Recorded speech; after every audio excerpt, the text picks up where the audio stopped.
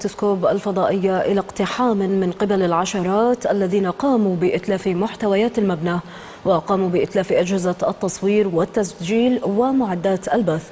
وكانت النيابة العامة قد وجهت منذ أيام تهمة التحريض على قلب نظام الحكم لصاحبة القناة الكاتبة فجر السعيد التي قالت إنها استطاعت الخروج من القناة قبل 5 دقائق من اقتحام العشرات للمبنى يرافقها أخاها طلال السعيد وابنه. مبارك الجناعي كان في موقع الحادث ووافانا بهذا التقرير. هذا هو التكسير اللي حصل في قناة سكوب بعد تعرض أحد ملاك القناة وأحد مذيعيها لإحدى الأسر اللي تجمعت في الساحة المقابلة ومن ثم هاجمت المكان. حسب رواياتهم أن كانت معهم أسلحة ومعاهم نساء ومعاهم عصي. احنا وين عايشين؟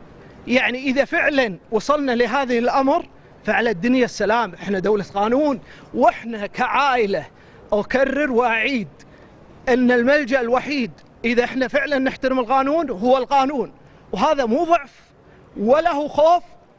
تكسير وإطلاق نار حسب تأكيد القائمين على قناة سكوب، واستخدام المطاعات والعقل والرشاش في ضرب العاملين وترهيبهم. في أكثر من واحد طبعا طايحين واجد، بس هذه واحدة جبناها معينة.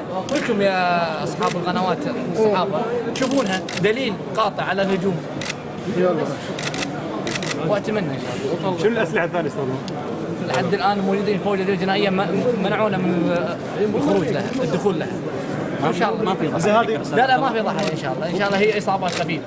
قد قامت الأدلة الجنائية بمعاينة الحادث في حين تواجدت الأجهزة الإعلامية بكثافة لتغطية تعرض جهاز إعلامي للتخريب بسبب برنامج بث من هذا الاستوديو اللي نفس ما أنتم شايفين الحين مكسر. صار اللي صار، إلا أن مصادر مقربة من ملاك القناة أكدوا أن الخسائر تتجاوز ال1,000,000 دينار. مبارك الجناعي، تلفزيون الوطن، من قناة سكوب. وفي أول رد حكومي على حادثة الاعتداء على قناة سكوب، قال نائب رئيس مجلس الوزراء ووزير الخارجية الشيخ الدكتور محمد الصباح أن الكويت بلد أمن وأمان وبلد قانون، مؤكدا أن الحكومة ستتعامل مع أي انتهاك للقانون.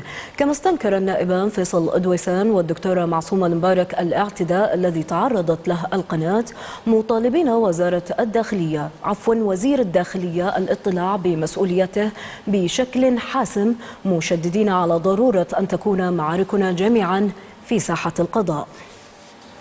يدشن في الكويت اليوم إنشاء صندوق